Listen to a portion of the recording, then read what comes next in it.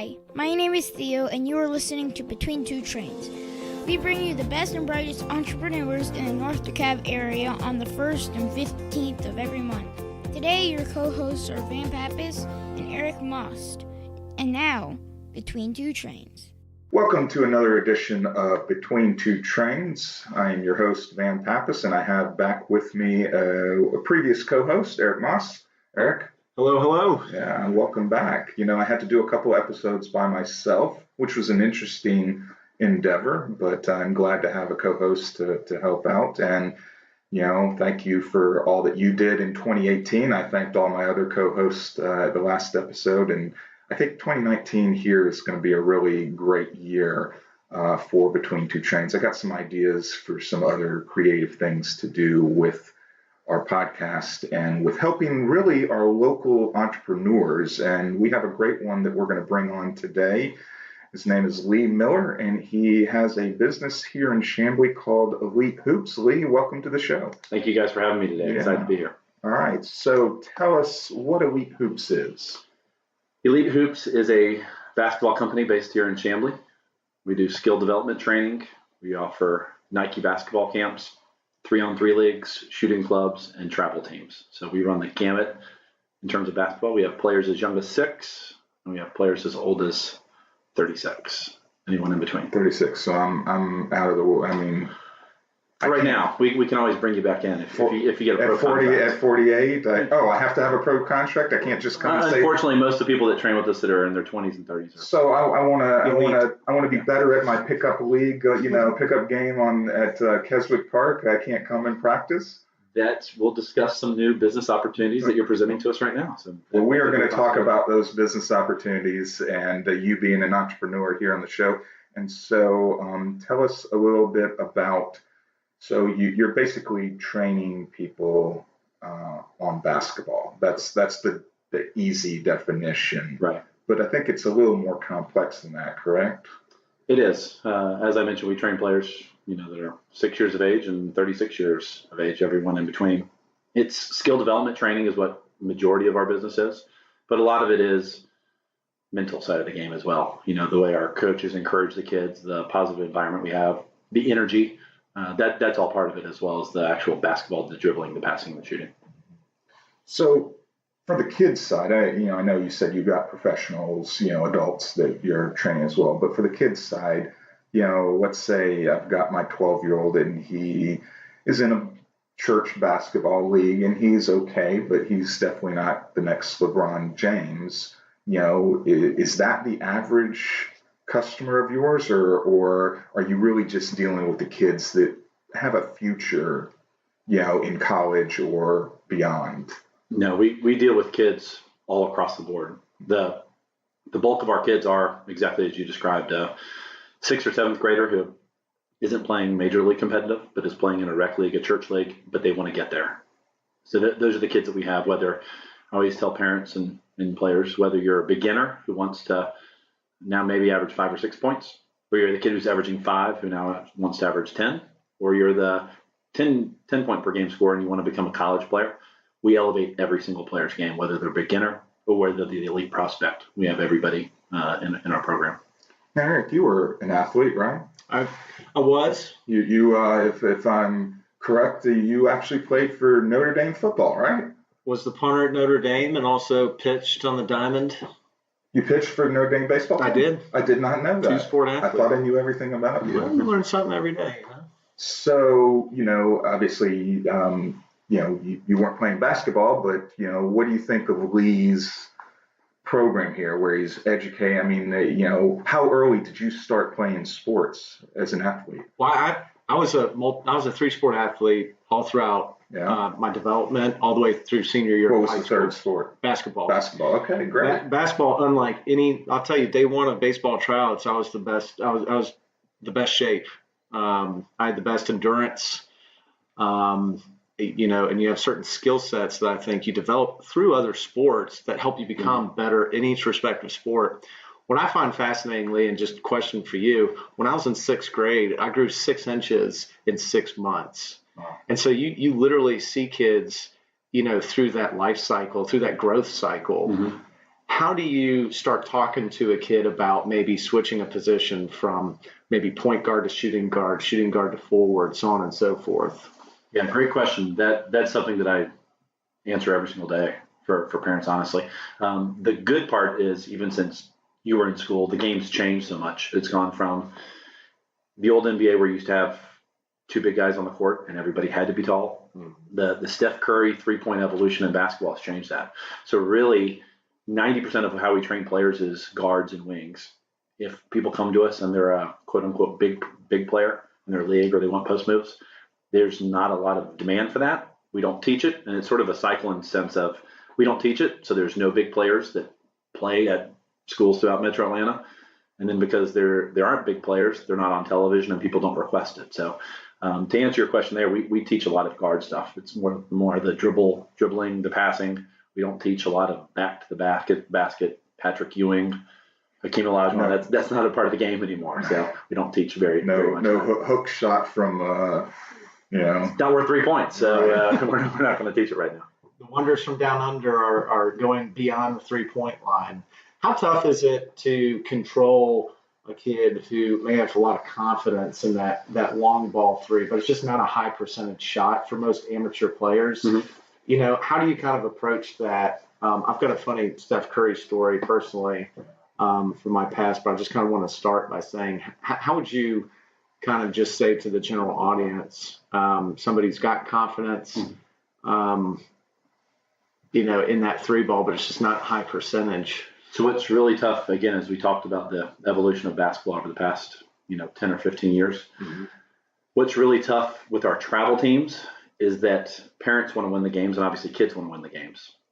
And so sometimes the way 3-pointers work, even for our young players, there's a company we use that's based out of New York called Crossover with the K.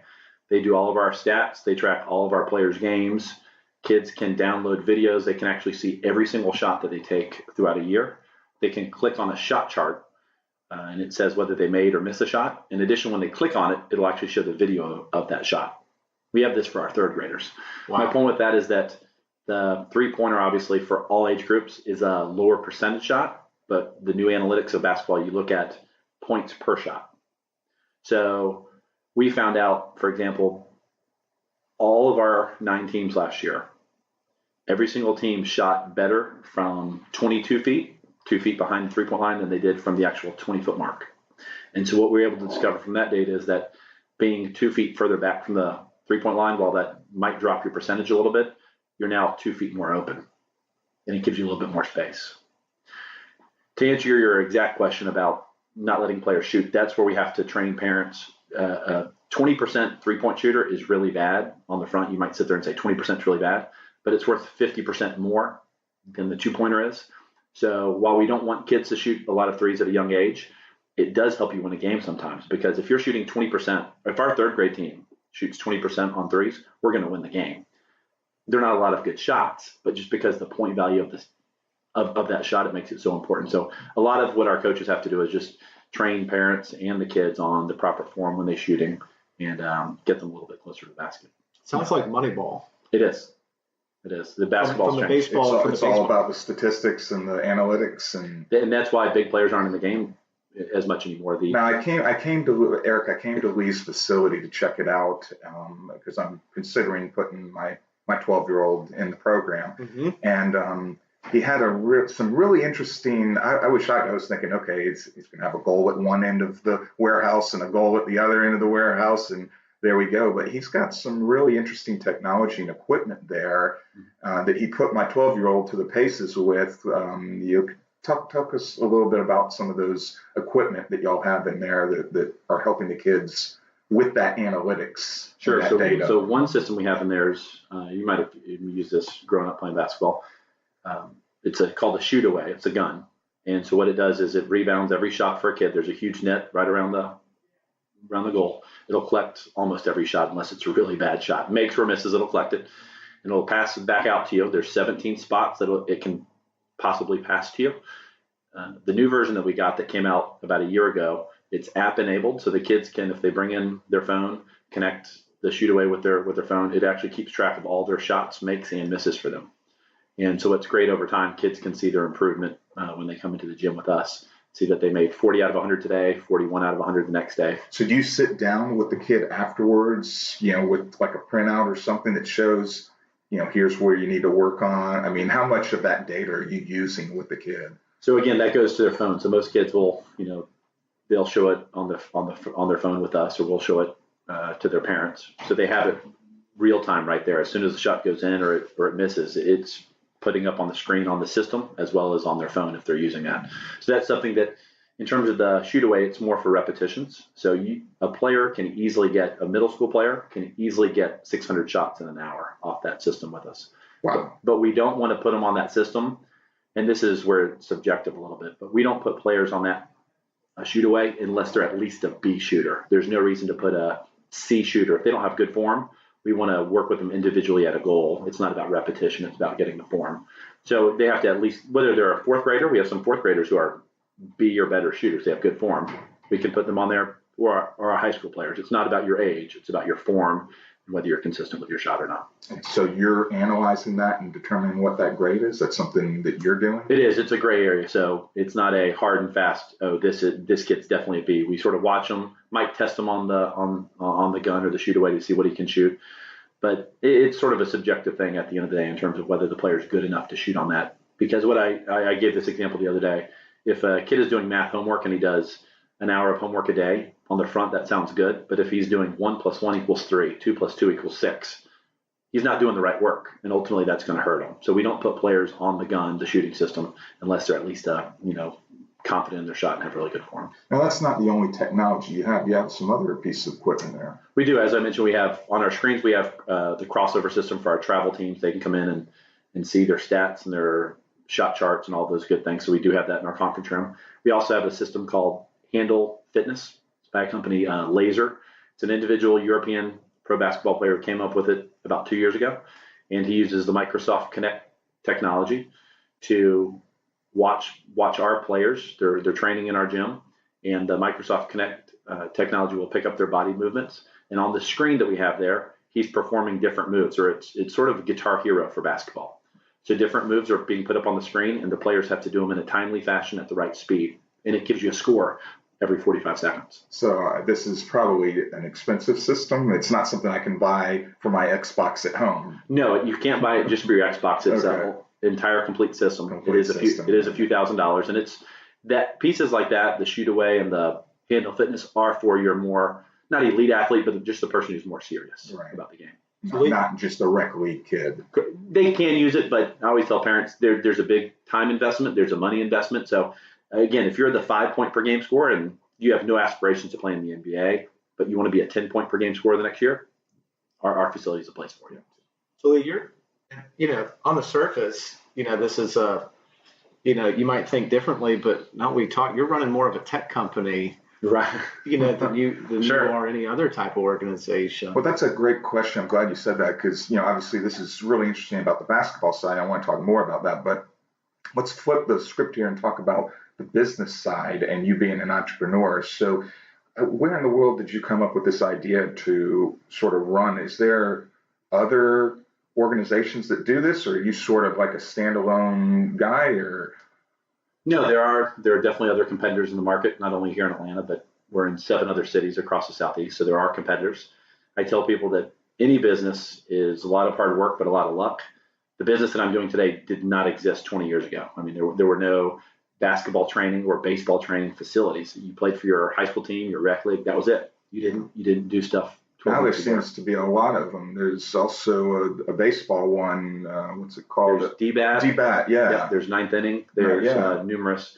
And so what we're trying to do with basketball is what karate has done for karate. There's over 120 karate training centers in Atlanta, but basketball is a much bigger sport. It's that most people just go to their church league or play with their coach, and we're trying to change that. Right. So tell us a little bit about being an entrepreneur then. So you decided, the light bulb went off, said, hey, I'm going to do this. Tell us a little bit about that story, how it started. So the light bulb was in 2003. I was working on my MBA at Mercer University, and one of our classes, we had to come up with a business plan.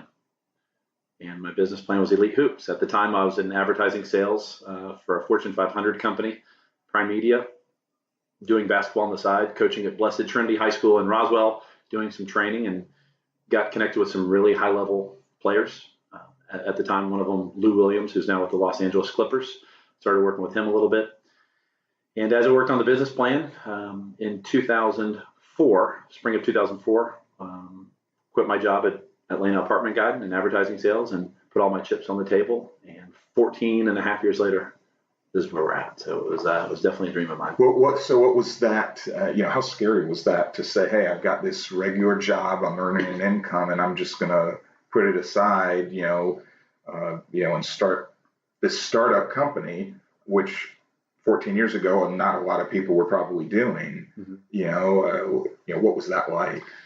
It was definitely scary. It probably wasn't as scary as for some people. I mean, at the time, honestly, I was dating my wife now. We didn't have, any kids. I didn't have a mortgage, so I had an apartment, had minor expenses. So it was, I won't say that it was extremely tough, but right. Today starting a business now with 3 kids at home and a wife and all those good things, it would be very, very, very right. tough. So I guess everything's relative to your age. At the time, it probably seemed really tough, and I did leave a pretty good job with pretty good money. But obviously, I have no regrets. Now, you are the sole owner. Do you have any equity partners, or is it just you? Just me. Just yes. you. So when you started this, it was not just, I use this term a lot on the show, and Eric's heard me say, a side hustle.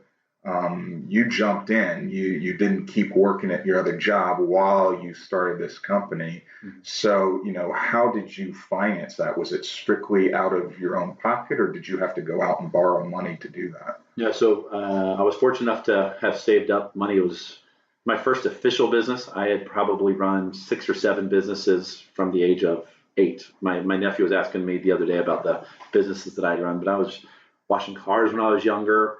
So you were always an entrepreneur. Always. One of the things that, I pulled this up at my mom's house the other day, May 12th, 1990, at the Radisson Inn in Dunwoody was the first time I was 11 years old. Baseball cards used to be super popular back then. Sure. Oh, yeah. And at the age of 11, I rented a table. I don't have the price, but Radisson Inn in Dunwoody, rented my own table, and I was my own card dealer at most of the people there were 40, 50 years old. And that was one of my first businesses, I guess, sort of buying and selling. This was like a card show? It was a card show, yeah. But I started table and had my own table, but I sort of learned, sales and how to make money. So honestly, I had saved up a lot of money since I was 8 years old. You still collect baseball cards? No, but I still have every single one that I've ever had. Yeah. Yeah. So you weren't very good at selling them then. Not every single one, but the ones that I ended up whenever I stopped collecting at 14, I sold. When you grew up and said, okay, I don't need to collect baseball cards anymore. Buy and hold strategy. I've got a few thousand in a closet at my house. You want to buy them? Possibly. Depends on who they are and what the probably used to trade beer cans and collect beer cans. I'm not that old. Okay, all right, sorry. But back to your financing question. So I had saved up a lot of money over my years, and then I did have to, as I started it full time, I still had to do a couple jobs for the next, I guess, 3 or 4 years. Substitute taught, did some deliveries, and did some eBay businesses and things like that. But in 2008 was literally the spring of 2008 was. It's been full time since then. All right. So you opened this location here in Chamblee not too long ago, right? How long have you been in that location in Chamblee? About 8 months. 8 months. March or April. So did you have a facility somewhere else? Because you've been in business now 14 years. Right. Where were you doing it before Chamblee? We rent, on any given day here in Atlanta, we're in 3 different gyms. We rent gyms, Peachtree City, Cobb County, Gwinnett County, all across Metro Atlanta. So for the first 13 years, you didn't have a physical location. You were just renting other gyms. Correct. Okay. Yeah. High school gyms, rec centers. So why have your own then? What made that change after 13 years of doing it one way? I think 2 things. One, when you're renting a facility, we don't have the branding in that gym. And it, for lack of a better phrase, I guess, it doesn't seem like a legit business sometimes when you're just going into a place and, our coaches and we're there and we put up a couple banners, but it's not our gym. So that's something that we wanted to do for a number of years.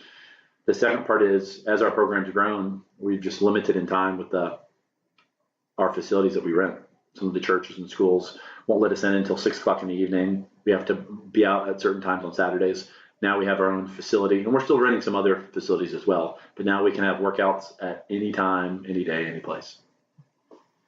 And so, all right, so we have a location now. We've been doing this for a long period of time. What is the pricing model around if I wanted to bring my kid in? Am I paying by the session? Am I paying, is it like a membership, like a gym membership where, I'm plopping down my, $20 a month or $50 a month or whatever it is? How's it work? Right. So we have sort of three different prices. We do have the walk-up price if someone wants to test out a session and they just want to come in and have never trained before, they've never done anything outside of their normal basketball leagues. Those depend on location and length of class, but a walk-up is usually $30 or $35, somewhere around there.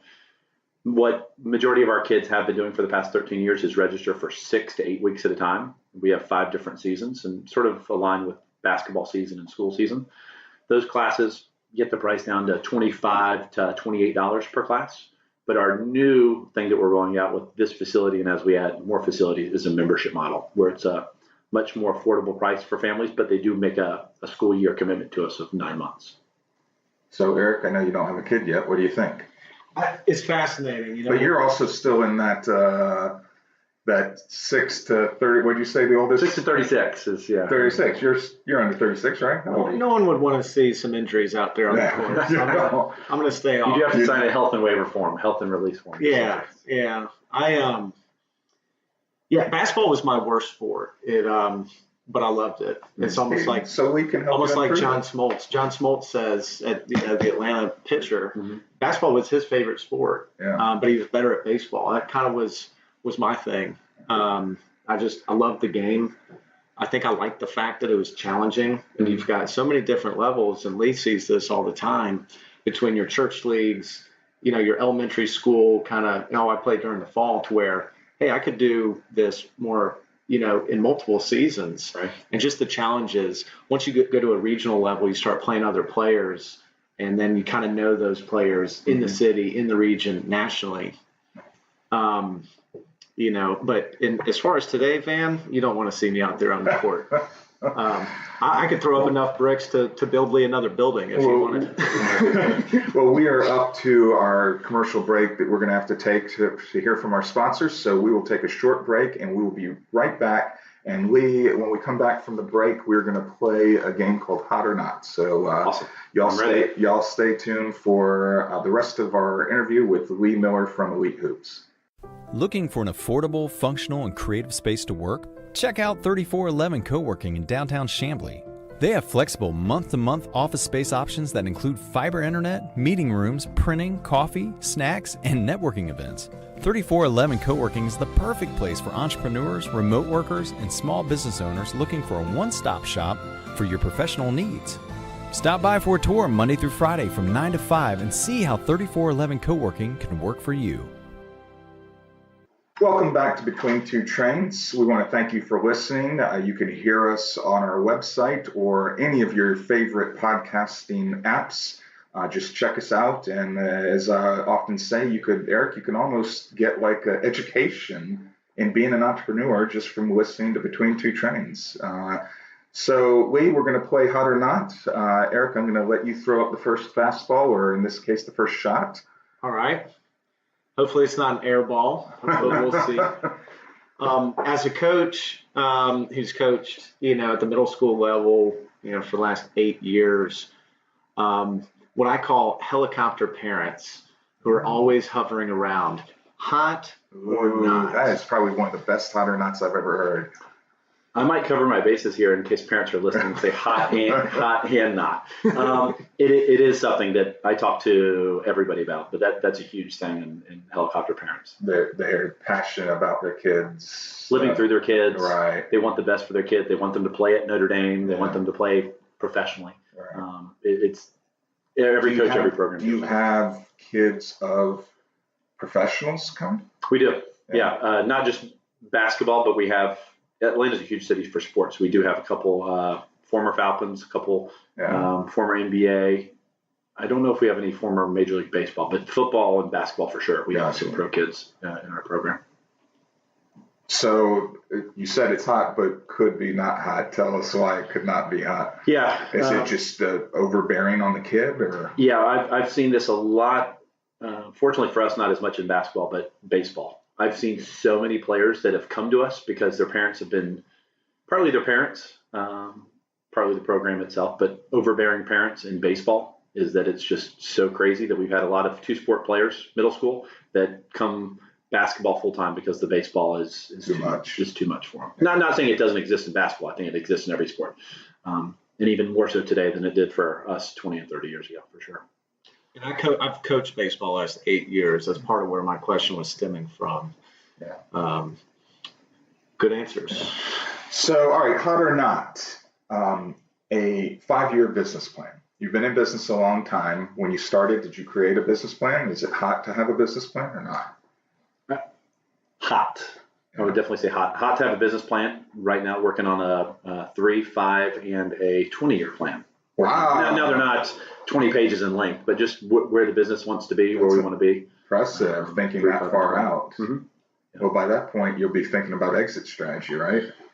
Someone asked me the other day about, when the lottery was $1 billion, what would I do? And I said this: I would build more gyms and hire more people. I literally love what I do.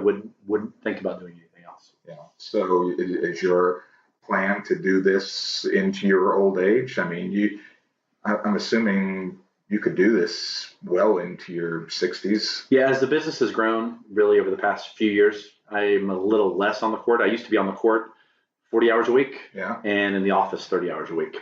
Now it's a little bit less on the court, doing more of the business side of it. But yeah, I mean, I can easily do this until, the day before I die. Mm-hmm. Well, let's talk about a business side. So, do you have employees that help, or is it just you hiring coaches to do the coaching? Like on the business side, admin side, are you wearing every hat, or do you have some admin staff? No, we have a front office manager who sort of runs all of our business out of our Chamblee office.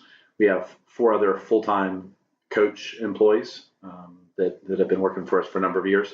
And then depending on the season we have here in Atlanta, during the summer, we might hire an additional 24 to 28 coaches during the summer. Most of those are professional players overseas that are coming back. They're high school coaches, they're college coaches that are looking for extra work during the summer. So five full-time employees. So you have more business outside of the basketball season. Like right now, we're about to start. Most church leagues, rec leagues are starting. So you having more kids coming to you now, or they're coming to you before the season starts? The 2 biggest seasons, as I mentioned, we sort of have a 5-season business. But the biggest seasons are preseason, which is August to October before the league. So everybody wants to prep and get their game right for the league. And then summer, just because kids are out of school. But the rest of the year is busy, just not crazy busy as summer and fall are. So once the leagues start, is it, too much on the kid to try to do your program and play because they're practicing with their team, they're playing like Saturday mornings, and then where they come in to you 1 or 2 days a week? I would say most of our kids, and that's one reason we're going to the membership model, just to smooth out our revenue a little bit and make it a little bit easier for parents throughout the entire year. But in terms of basketball, the kid who was coming to us 1 day a week might not come to us because they weren't crazy serious before. The kid that was coming 3 days a week comes once or twice, and the kid that was coming twice probably comes once. So everyone pairs down just a little bit because now they're jostling with time with their league. Mm-hmm. Gotcha. Coaching style, Lee. Bobby Knight's coaching style. Ooh. Hot or not? Hot. Really?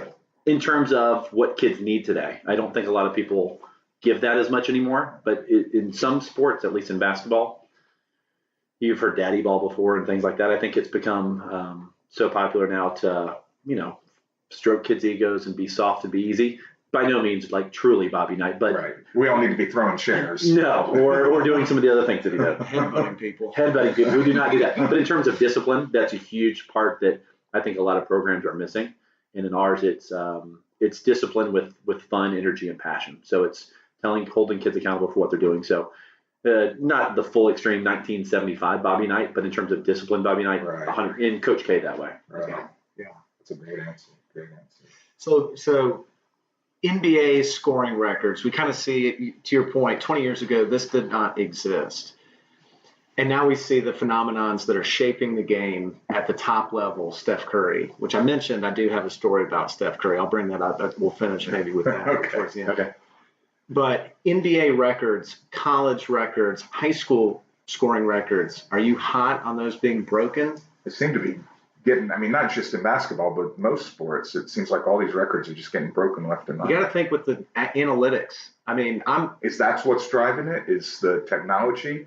people are The playing smart. kids being better and stronger and able to train better? What's the reason? All of the above. D, all of all it. those things, literally. I mean, it's Yeah. that players are better than they used to be, without a doubt. Maybe not the top 2 or 3 players, but everybody. The 12th guy on an NBA roster today is so much more skilled than the 12th guy 25 years ago. It's not even debatable. The analytics of the game, they're shooting. Larry Bird actually pulled up a few weeks ago, shot 200 threes an entire season. Steph Curry does that in 20 games, right? So because he's shooting, now he might be shooting a lower percentage, but as we talked earlier, it's worth 50% more. So they're shooting the same percentages maybe as they did years ago, but now they're shooting the same things on threes, and so they're getting more points. So I'm hot on it. I think it's great for the game. Basketball's never been hotter than it is today, and partly it's because the scoring that's going on right now. Do you feel like the NBA game, seems to be like the haves and the have-nots, as far as teams go? There doesn't seem to be true parity. Or is that just me? No, I think you're right. To our point about actual in-game analytics, general managers are doing the same thing now. A good friend of mine and former boss of mine, Travis Schlink, is the Hawks general manager. And they're doing things down there to try to get the draft pick, I guess, next year, right? They're not, the players aren't losing on purpose, but if you put us 3 out there on the game to play a team, we're probably going to lose, right? So they're doing some things off the court to help. You want to either be in the top 5 or the bottom 5. You don't want to be middle class anymore. Yeah. You want to be top 5 or bottom 5. You don't want to be any of the other 20 teams. And so to your point right there, they're doing some really smart analytical things off the court just as much as they are on the court. So what about the kid that is you got, this 8th grader, 9th grader, maybe he's starting to play high school ball and he's training with you. How easy is it for you to tell, okay, this kid is going to go to college and may even go past that? I mean, are you able to identify, when they come to you, this is the kid? I think pretty closely we can. We are, especially with the 90 kids that are in our travel program that play competitive with us, we give all their parents a window. And I give, whether they're a 3rd grader playing with us the first time or they're a 10th or 11th grader. I think we're, again, I don't have an exact percentage on this, but we have a pretty good percentage in terms of giving someone a window. A 3rd grader, I can sit there and say, hey, if your kid continues, he's at least playing JV basketball, and his peak is playing in Europe, and that's his window. Vice versa, as you get older, that window shrinks a little bit, either higher or lower. But a 9th grader, I can sit there and say, the best this kid's playing is high school varsity, and the worst he's playing is high school varsity, and the best he's playing is Division III. That window is much smaller, so we can identify pretty good. Again, as we had mentioned earlier, some kids grow. Anthony Davis grew 8 inches, I think, in like 15 months. Before he went to Kentucky. There's some things that you can't account for, but the average player, we can account for him pretty well, starting in 3rd grade. Well, we are almost at the end of our time, but Eric, I think you said you have a Steph Curry story. We got to hear the Steph Curry story before we go. December 2005, Charlotte Catholic basketball tournament. Blessed Trinity is playing Charlotte Christian. And I was selected at halftime by my coach to shut down the opponent that was lighting up the scoreboard like a Christmas tree. Steph Curry is his name. So I thought, okay, he's got me physically. Let me attack him mentally. So I dared him. I said, hey, you're at the volleyball line. I'll give you that. You won't make that. Go ahead, shoot it. He kind of looked at me strange and then pulled up. He shot at swoosh. They stopped the game. They got on the mic. Ladies and gentlemen, with that 3-pointer, Stephon Curry's just broke the North Carolina scoring record. They give him a bouquet of roses. And, as a 3-sport athlete in high school, I'm used to, breaking the records, Yeah. right? So I was kind of not being the guy that just got. My coach said, Eric, it's your job to now shut him down. And my strategy failed. And you got spanked. So I kind of, on the next loose ball, I kind of tried to make it look like I went for the ball, but I really just kind of kind of was physical to the point of contact, and I got ejected out of the game.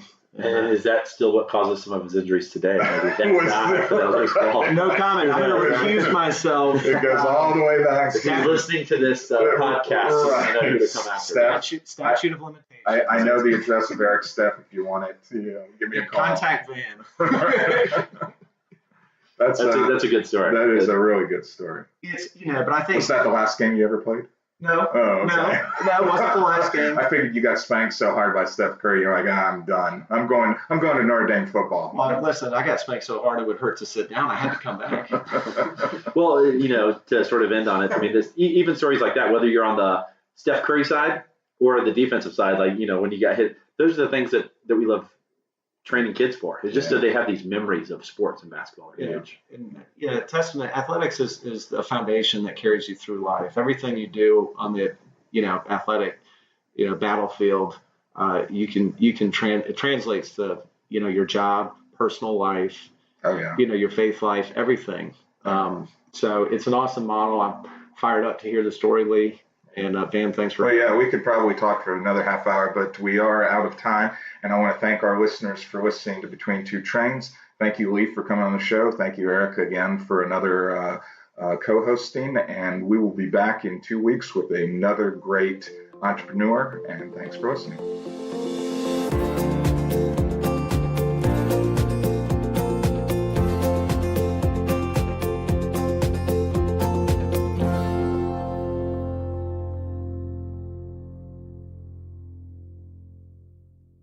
I've got another kind of funny story. I played 21, a little pickup game against Mike Vick up at Newtown Park, which is up off Old Alabama, back when he was the backup to Chris Chandler. Oh, wow. And His first year. 2001. it was 2001. Yeah, it was his first year. Mm-hmm.